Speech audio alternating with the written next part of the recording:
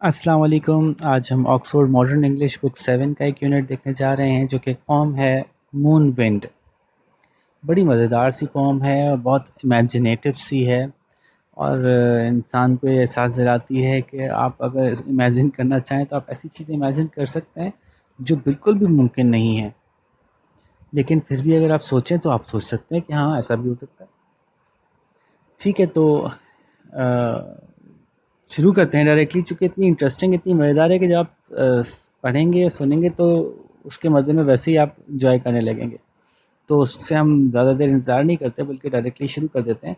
हाँ, ये मैं आपसे चाहता हूँ कि जब भी आप कोई लेसन मेरा सुना करें तो उससे पहले एक दफ़ा खुद से पढ़ लिया करें और डिफ़िकल्ट वर्ड्स को अंडरलाइन करके उसकी मीनिंग निकाल लिया करें, ताकि फिर ज़्यादा आपका ध्यान ओवरऑल पिक्चर समझने में हो, जैसे कि एक-एक लफ्ज़ के पीछे आप भाग रहे हों। ठीक है जी, तो शुरू करते हैं। There is no wind on the moon at all, yet things get blown about in utter stillness. Your candle shivers out in utter stillness. A giant marquee booms and flounders past you like a swan at sea in utter stillness. While you stand in the street, a squall of hens and cabbages knocks you off your feet in utter stillness. While you stand agog, a tearing, twisting sheet of pawn clouds you with a frog. A camp of caravans suddenly skulks and takes off. A Ferris wheel bounds along the skyline like a somersaulting giraffe. Roots and foundations, nails and screws, nothing can hold fast. Nothing can resist the moon's dead still blast. तो ये बड़ी एक interesting सी सारी picture इन्होंने paint की है कि there is no wind on the moon at all. चाँद पे तो कोई हवा होती ही नहीं है, फिर भी that things get blown about, फिर भी चीज़ें इधर से उधर उड़ती फिरती हैं। ठीक है, ये बात तो हकीकत है ना कि अगर आप देखें चाँद के ऊपर कुछ जो एस्ट्रोनॉट्स गए हैं उनकी वीडियो देखें, तो चूँकि ग्रेविटी नहीं होती तो चीज़ें इधर से उधर बड़ी आसानी से छलांगे मारते लोग जा रहे हैं, तो जैसे कि हवा में तैरते हुए जा रहे हैं। तो अब जब हवा ही नहीं है तो फिर तैर कैसे रहे हैं? तो ये चीज़ जो है वो ऑथर ने या पोएट ने जो है वो बहुत मज़े के साथ प्रेजेंट किया इस आइडिया को कि जब हवा नहीं है तो फिर कैसे तैर रहे हैं? ये कैसी अजीब बात है। तो हमें तो इसकी रियलिटी पता है ना कि भाई ग्रेविटी ना होने की वजह से वो चीज़ें ग्राउंड के ऊपर जो है से बहुत इजीली लिफ्ट हो जाती हैं, लेकिन इसको इन्होंने एक फ़नी वे में जो है प्रेजेंट किया है। तो कोई हवा नहीं है चाँद के ऊपर बिल्कुल भी, लेकिन चीज़ें इधर से उधर उड़ती फिर रही हैं। थिंग्स गेट ब्लोन अबाउट, चीज़ें इधर से उधर उड़ती फिर रही हैं। इन अटर स्टिलनेस, बिल्कुल मुकम्मल सुकूत है, लेकिन ये candle शिवर्स out in utter stillness. आपकी जो मोमबत्ती है वो फड़फड़ा कर बुझ जाती है, हालांकि हवा नहीं है। अच्छा, चाँद पे क्यों बुझेगी मोमबत्ती? क्योंकि चाँद पे ऑक्सीजन नहीं है, तो ऑक्सीजन ना होने की वजह से, ऑक्सीजन के बगैर कोई चीज़ जलती नहीं है। तो या हवा कम होने की वजह से भी आपको जब हवा ही नहीं है तो कौन सी ऑक्सीजन और कौन सी कार्बन डाइऑक्साइड, तो मोमबत्ती बुझ जाती है। इतनी बिल्कुल बिल्कुल मुकम्मल सुकूत है, फिर भी मोमबत्ती, अब मोमबत्ती हमारे यहाँ क्यों बुझती है? मोमबत्ती हमारे यहाँ हवा की वजह से बुझती है।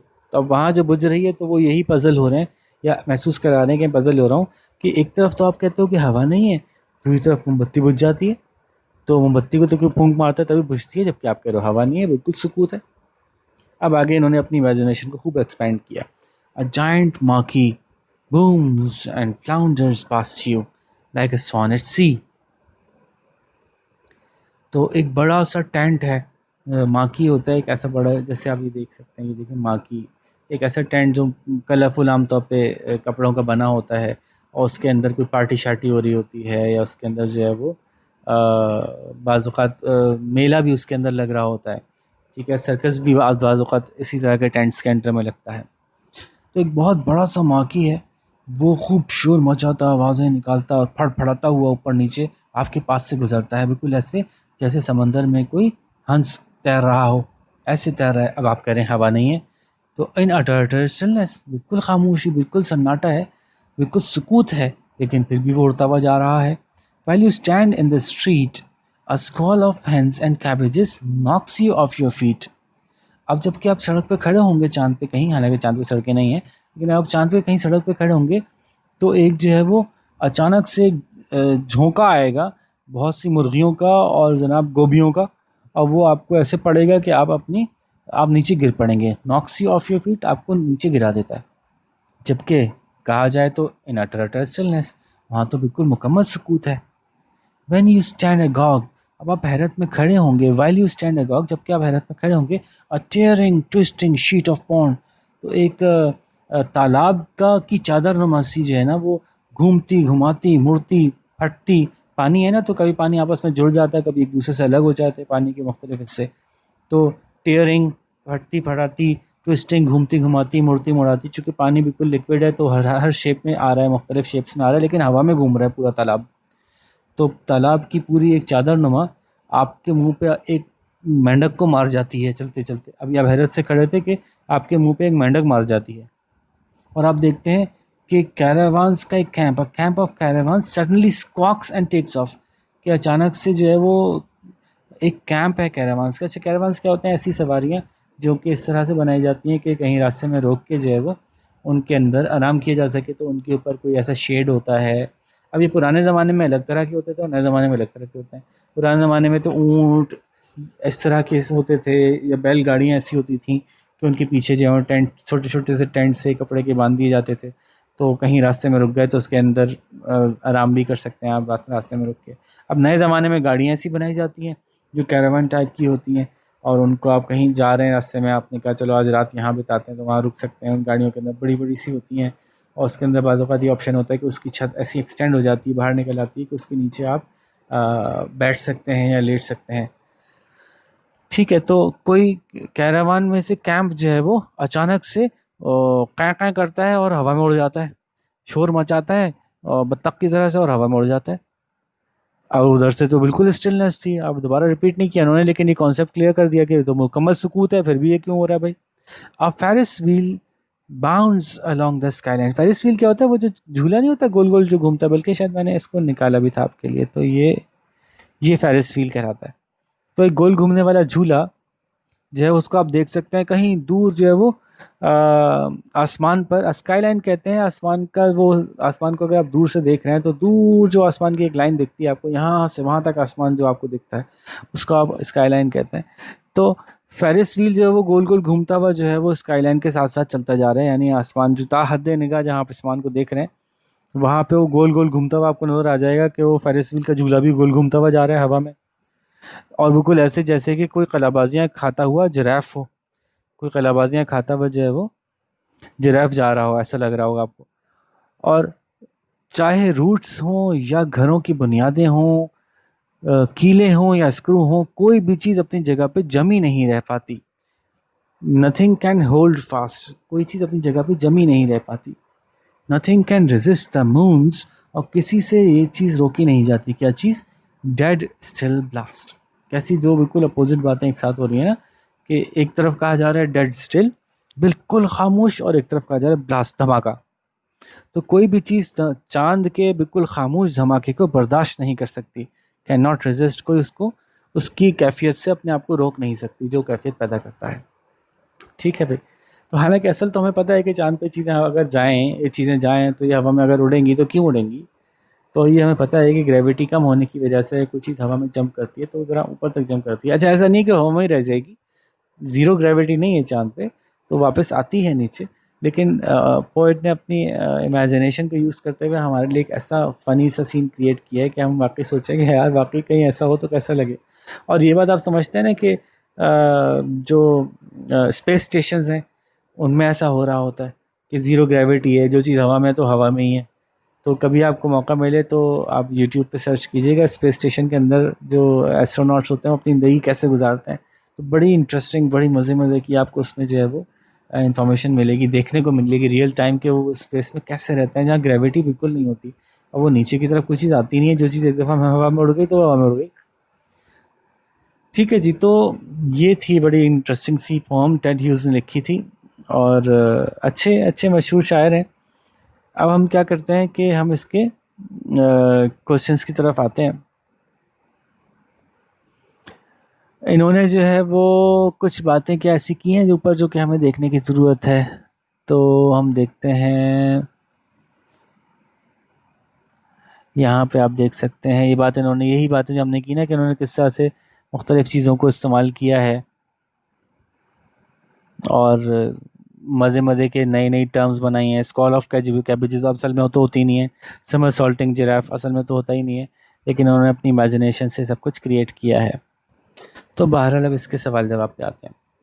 सवाल जवाब से पहले मैं हमेशा आपसे कहता हूँ कि कोशिश करेंगे कि जवाब आप खुद लिखेंगे, मैं क्वेश्चन अच्छा से समझा दूंगा लेकिन जवाब आप खुद बनाएंगे जनाब, क्योंकि हम चाहते हैं कि आपको आगे जाके जवाब याद करने की आदत ख़त्म हो और आपको ये कॉन्फिडेंस आए कि जी हम खुद जवाब लिख सकते हैं, हम अपनी समझ से खुद से लेसन समझ सकते हैं और लेसन अगर एक दफ़ा समझ में आ जाए तो हम जवाब भी खुद से दे सकते हैं।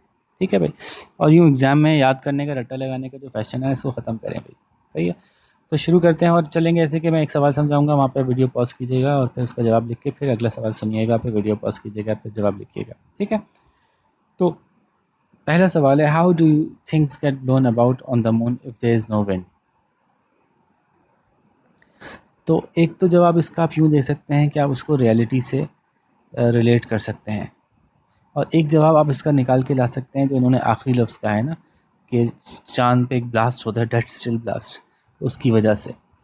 तो मुझे ज़्यादा अच्छा लगता है कि आप इसको दोनों बातों को एक्सप्लेन करें यहाँ पे। यानी आप ये भी समझाएं कि एक तो on one hand we know, इस तरह के जवाब सुनेंगे। अच्छा जवाब जैसे कि मैं आपसे कहता हूँ कि सवाल के रेफरेंस देते हुए, सवाल का को टच करते हुए जवाब निकलना चाहिए। तो we, how do get things blown about on the moon if there is no wind. Things get blown about in the moon although there is no wind in the on the moon, things get blown about because, ऐसे करके शुरू करना चाहिए। ठीक है।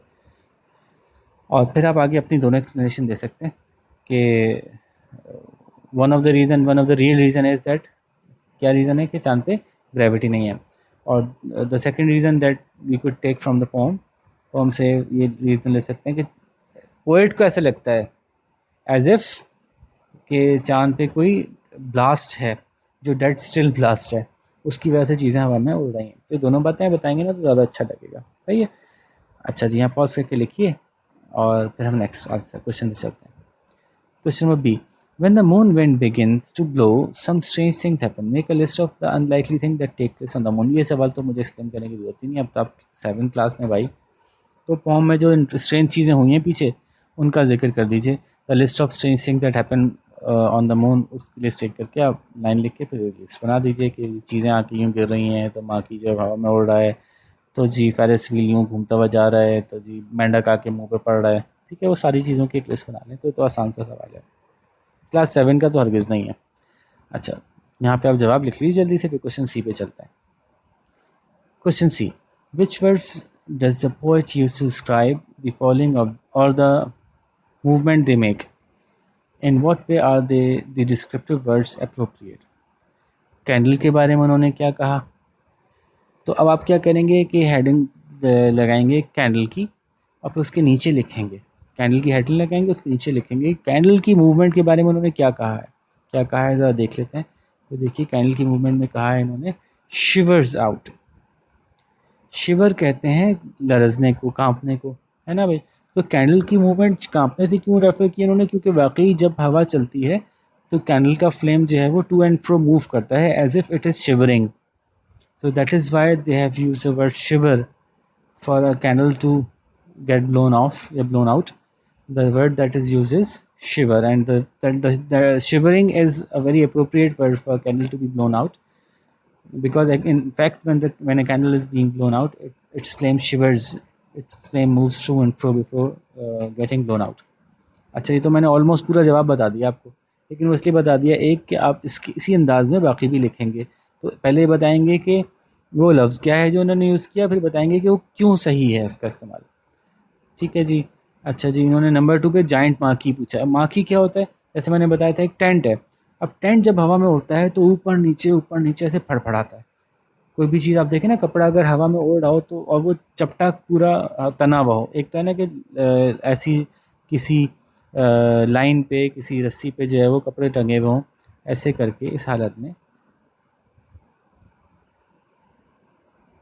तो आप जानते हैं कि ये तो ऐसे नहीं पढ़ाएंगे, ये तो लेफ़्ट राइट उड़ेंगे। लेकिन अगर कोई चादर ऐसे तनी हुई हो हवा में तो वो ऐसे ऊपर नीचे की तरफ फड़फड़ाएगी। तो ऊपर नीचे फड़फड़ाने के लिए उन्होंने वर्ड क्या यूज़ किया है, फ्लाउंडर्स। ठीक है, तो floundering is used for the tent. और बूम जो है उसकी आवाज़ के लिए यूज़ किया कि वो जब इतनी बड़ी चादर जब फोड़ फोड़ फोड़ फोड़ फोड़ फोड़ करके फड़फड़ा रही होगी तो जो आवाज़ मेक कर रही होगी वो बूम होगी। और फ्लाउंडरिंग सही इसलिए कि वो ऊपर भी हो रही होगी नीचे भी हो रही होगी, तो फड़फड़ाने की कैफियत को उन्होंने जब वो फ्लाउंडर करने से रेफ़र किया है, तो सही किया है। तो अगेन जवाब आप कैसे बनाएंगे, जैसे मैंने बताया पहले तो आप बताएंगे जाइंट मार्की की हेडिंग डालेंगे, फिर आप बताएंगे कि वो क्या अल्फाज हैं जो यूज़ किए हैं, तो आप बताएंगे बूम एंड फ्लाउंडर फ्लाउंडर और बूम क्यों सही है, फ्लाउंडर क्यों सही है, जैसे मैंने अभी बताया तो वो एक्सप्लेन करेंगे। आप यहाँ पे शाबाश एक्सप्लेन कीजिए, फिर नेक्स्ट पे चलते हैं। अच्छा, इसका 3 पार्ट है। हैंड्स एंड कैबेजेस के लिए उन्होंने क्या यूज़ किया है, तो पहले वो वर्ड्स बताएंगे क्या वर्ड्स यूज़ हुए हैं। हैंड्स एंड कैबेजेस के लिए आप ये देखें, स्कॉल का यूज़ किया है। स्कॉल को कहाँ यूज़ करते हैं, जैसे कि अचानक से कोई झोंका आया हवा का तेज़ी से, तो मुर्गियाँ जब एक साथ बहुत सारी फटफड़ाती हुई उड़ती हुई आ रही होंगी, या कोई सब्जियाँ पत्ते पत्ते उड़ते हुए आ रहे होंगे, तो वैसे ही लगेगा कोई हवा में कोई झोंका ऐसा उड़ता हुआ आया और वो आपको टकराया। तो उन्होंने जो लफ्ज़ यूज़ किया वो आप बता देंगे स्क्वॉल, और क्यों यूज़ किया आप बता देंगे, because when lots of hands are flying together it would feel as if, जैसा लगेगा जैसे कोई झोंका आया हवा का आपसे टकराने के लिए। पूरे पूरा नहीं बता रहा भाई मैं, आपको इंग्लिश खुद भी बनानी है, तो मैं कुछ बीच में छोड़ देता हूँ बात करके। पॉन्ड के लिए इन्होंने क्यों यूज़ किया मैंने अच्छी तरह से एक्सप्लेन किया था कि चूँकि पॉन्ड पानी का बना होता है, तो वर्ड क्या यूज़ किया इन्होंने, देखिए पॉन्ड के लिए वर्ड कहाँ गया कहाँ गया कहाँ गया, हाँ ये रहा, a sheet of pond that is tearing and twisting. तो चूँकि पानी का बना है ना, तो जब वो मूव करता है तो कभी वो कहीं इधर से उधर ट्विस्ट करता है। पॉन्ड पानी का बना है तो कहीं कभी वो ट्विस्ट करता है, पानी चूँकि लिक्विड है तो मुख्तलिफ शेप्स इख्तियार करता है। कभी वो बीच में से फट जाता है, दो अलग अलग हिस्से में वो चले जाता है, कभी वापस जुड़ जाता है। ठीक है, तो ये मूवमेंट पानी की नेचुरली, अगर वाकई पानी उड़ता हुआ होगा तो ऐसे ही उड़ेगा। और इसकी बहुत अच्छी मिसाल मैं आपको बताऊं कि अगर आप वीडियो सर्च करें यूट्यूब पे कि हाउ एस्ट्रोनॉट्स ड्रिंक वाटर, तो आप वो देख सकते हैं कि पानी बिल्कुल हवा में ऐसे ही उड़ता हुआ जा रहा है, ऐसे कोई पानी की कोई चादर सी शीट सी है छोटी सी, या कोई छोटा सा बबल सा है, वो हवा में ऐसे टुईं टुईं टुईं करके उड़ रहा है, कभी टूट जाता है कभी जुड़ जाता है। तो लफ्ज़ क्या यूज़ किए ये बता दिया, और क्यों वो लफ्ज़ अप्रोप्रिएट है ये बता दिया, क्योंकि in fact if water do fly in sort of a pond, in the shape of a pond, it, because it is liquid, it will eventually take many shapes. Sometimes it would spread out like a sheet, sometimes it would twist, sometimes it would break into several parts. That is being referred to as क्या लफ्ज़ use किया था इन्होंने, tearing. ठीक है, तो ये बात आप यहाँ पे एक्सप्लेन कर सकते हैं।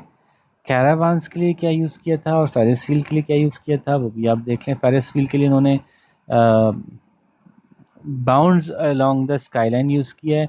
बाउंडिंग अलोंग के वो दूर आसमान पे जो वो ऐसे गोल गोल घूमता हुआ जो है वो जा रहा है, जैसे कि वहाँ कोई किसी चीज़ के साथ ऐसा वो बंधा हुआ है कि जिस जो कि उसको अपने इर्द गिर्द गिर्द गिर्द गोल गोल घुमा रही है। तो चूँकि बाउंडिंग अलोंग का मतलब है गोल गोल घूमता हुआ, किसी चीज़ से बंधा हुआ जाता चला जा रहा है, तो फेरिस व्हील चूँकि एक्चुअली गोल गोल घूमता है, तो इसलिए ये इस जगह इसका इस्तेमाल दुरुस्त है। ये बात आप एक्सप्लेन करेंगे। और दूसरी चीज़ जो उन्होंने पूछी थी वो पूछी थी कैरावान्स के बारे में। तो कैरावान्स में क्या हुआ कि camp of caravan squawks and takes off. अब चूँकि कैरावान कहीं से बंधा हुआ होता है नीचे ना, वो रस्सियों से, खेमा जो होता है आपका, खेमा आमतौर पे किसी चीज़ से बंधा हुआ होता है, तो जब वो उखड़ेगा अचानक से हवा में से, तो चिरचिराहट की आवाज़ के साथ उखड़ेगा। इस आवाज़ को उन्होंने स्क्वॉक की आवाज़ से रिजेंबल किया। ठीक है, तो आप इसको यहाँ पे ऐसे लिख सकते हैं कि जो आवाज़ यूज़ की गई है वो स्क्वॉक यूज़ की गई है, और वो इसलिए मुनासिब है क्योंकि जब कोई चीज़ ज़मीन में गड़ी हुई हो उसको खींच के निकला जाए तो ऐसी स्क्वॉक करके आवाज़ आ सकती है। ये बात आप यहाँ पे मेंशन करेंगे। ठीक है भाई, मुश्किल सवाल देख लेते हैं। What is so strange about the idea that the idea in the last line of the poem? Can you think of any other expression of this kind? हाँ, ये बड़ा इंटरेस्टिंग सवाल है। तो जैसे मैंने बताया था ना कि जो लास्ट लाइन में उनमें कैसी अजीब सी बात लिखी है कि एक तरफ बिल्कुल खामोशी है और दूसरी तरफ ब्लास्ट है, बिल्कुल खामोश धमाका, बिल्कुल खामोश धमाका। अब खामोश भी है और धमाका भी है, तो ऐसे अल्फाज को कहते हैं ऑक्सीमोरॉन्स। तो ऑक्सीमोरॉन्स का मतलब होता है कि ऐसी बात कहना जिसमें दो ऐसी बातें कही जा रही हों जो एक दूसरे के अपोजिट हों, दोनों एक साथ वैसे ना हो सकती हों। जैसे कि ही अपीयर्ड इनविजिबल, ये एक ऑक्सीमोरॉन है। तो ये अजीब बात है ना कि इनविजिबल भी और अपीयर भी हो गया, ये कैसे हो सकता है ना? तो the strange thing about the idea in the last line is that, और फिर ये करके समझा दीजिएगा कि जी वो धमाका भी है और खामोश भी है। और फिर मज़ीद कोई एक्सप्रेशन आप 1 2 3 निकाल लीजिएगा। एक मैंने बताई जैसे कि अपेयरिंग इनविजिबल, ठीक है, वेरी एक्यूरेट एस्टीमेट्स, बहुत ही बिल्कुल दुरुस्त जो है वो अंदाजे, बहुत ही एक्यूरेट बिल्कुल रियलिस्टिक एस्टीमेट्स या फैक्चुअल एस्टीमेट्स, बिल्कुल सही सही फैक्ट से मतलब। अब एस्टीमेट फैक्चुअल थोड़ी हो सकते हैं, एस्टीमेट तो एस्टीमेट्स होते हैं। तो इसी तरह से आप और भी चीज़ें निकालें, मैं जितने बताता जाऊँगा फिर मैं आपसे कहूँगा ये मत लिखिएगा, आपकी तरफ से देख के कुछ लिखिएगा, इसलिए मैं मज़ीद और नहीं बता रहा, आप खुद से सोचें कि और बेतहाशा ऑक्सीमोरॉन्स हैं आपके इर्द गिर्द, बहुत आपको मिल सकते हैं। और ये ज़रूरी नहीं है कि कोई पहले से बना हुआ ऑक्सीमोरॉन आप यहाँ पे लिखें, आप खुद भी बना सकते हैं। कोई ऐसा लफ्ज़ ईजाद कर सकते हैं जिसमें कि दो ऐसी बातों को इस्तेमाल किया जा रहा हो जो एक साथ पॉसिबल ना हो होना, ठीक है, बहुत ही हसीन बदसूरत, ठीक है ना? तो ये सारे इस तरह की चीज़ों को ऑक्सीमोरॉन्स कहते हैं। तो चाहे तो ये टर्म भी यूज़ कर सकते हैं कि ऑक्सीमोरॉन्स हैं जो यहाँ यूज़ हुए हैं इस वजह से। तो do you like the poem, can you से व्हाई यू लाइक और डिसलाइक इट। अब ये तो पूरा खुद ही कर लीजिए, शाबाश, आपको पसंद है या नहीं है, और आप बता सकते हैं कि क्यों पसंद आई और या क्यों ना पसंद आई। तो ये पूरा अच्छा सा लिखिएगा, ठीक है भाई। तो ये हमारी डिस्क्रिप्शन एंड हुई। एक नीचे के सवाल ऑल दो सेक्शन क्वेश्चन 1 के पार्ट नहीं है, मैं आमतौर पे क्वेश्चन 1 ही समझाता हूँ, लेकिन पोम से बहुत ही रिलेटेड है, तो मैं बता देता हूँ आपको कि राइमिंग स्कीम जो है इसकी ABCD है। क्या ये पूरी पोम में ABCD ही चली है या कहीं ऐसा भी हुआ कि ABCD नहीं फॉलो हुई? ये 2 और 3 जो है वो एक ही बात को कर रहे हैं। तो हम यहाँ पे एक नज़र देख लेते हैं, मैं आपको समझा देता हूँ ABCD का क्या मतलब होता है, पता तो होगा आपको अब तक। ABCD का मतलब है कि A अलग है, B अलग है, पहली लाइन अलग है, दूसरी लाइन अलग है, तीसरी लाइन अलग है, चौथी लाइन अलग है, ठीक है। तो आप देखें देयर इज़ नो विंड, आखिर में एट ऑल, फिर अबाउट, फिर स्टिलनेस, फिर शिवर्स आउट। तो देखें ABCD नहीं है यहाँ पे, तो ABCD नहीं हुआ, ये है ना, सॉरी ABCB पहली लाइन अलग है, दूसरी लाइन मिलती है चौथी लाइन से, और पहली और तीसरी अलग है, सॉरी बी नहीं है, बी है, ABCB, यानी दूसरी और चौथी लाइनें सेम हैं राइमिंग के अंदर, यानी उनके आखिर के अल्फाज मिलती जुलती आवाज़ों वाले हैं। तो ये बात पहले इसमें तो नज़र आ गई है मैं कि मैं थोड़ी इंक चेंज कर लूँ ताकि आपको देखने में आसानी हो, ठीक है, कि जी हाँ ये अलग है और ये अलग है, लेकिन इसको मैं बी नहीं बोलता, सी बोलता हूँ, लेकिन ये और ये सेम है, अबाउट और आउट। तो ये पहले स्टैंजा में तो हो गया, ठीक है। दूसरे में चलते हैं, स्टिलनेस ए हो गया। अब मार्की और सी सेम है, मार्की और सी की एंड साउंड सेम है, तो ये बाकी दोनों, ये दोनों सेम है, ये दोनों अलग अलग हैं, ए और इसको हम सी कह देते हैं। अब तीसरे स्टैंजा में चलते हैं, तो स्टिलनेस अलग होगा, फीट और स्ट्रीट सेम है, सही है जी, मान लिया। फिर आप चलते हैं चौथे स्टैंजा में, एगॉग और फ्रॉग सेम है जी, ठीक है, ये ABC भी हो गया। फिर चलते हैं पांचवें स्टैंजा में, टेक ऑफ और जिराफ, ठीक है जी, राइमिंग पैटर्न फॉलो हो रहा है इसमें भी ABCB का। आखिरी स्टैंजा में चलते हैं तो देखते हैं फास्ट और ब्लास्ट, तो यहाँ भी आपको ABCB फॉलो होता हुआ नज़र आता है। तो हम कह सकते हैं कि जी थ्रू आउट द पोम आपको ABCB फॉलो करने को मिलता है, ठीक है। तो एक तो ये बात हो गई। अब आप देखें तो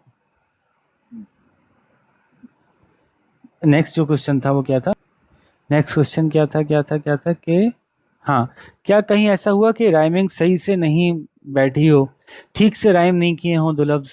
तो जी ऐसा है, ये देखें ना, ये जो टेक्स ऑफ और जिराफ को थोड़ा मुंह बना के बोलना पड़ेगा, जिराफ को तो ये ऑफ से राइम सही करेगा, वरना इनफैक्ट ये ठीक से बिल्कुल 100% राइम नहीं हो रहे, बल्कि ज़रा बिठाया गया है इसको।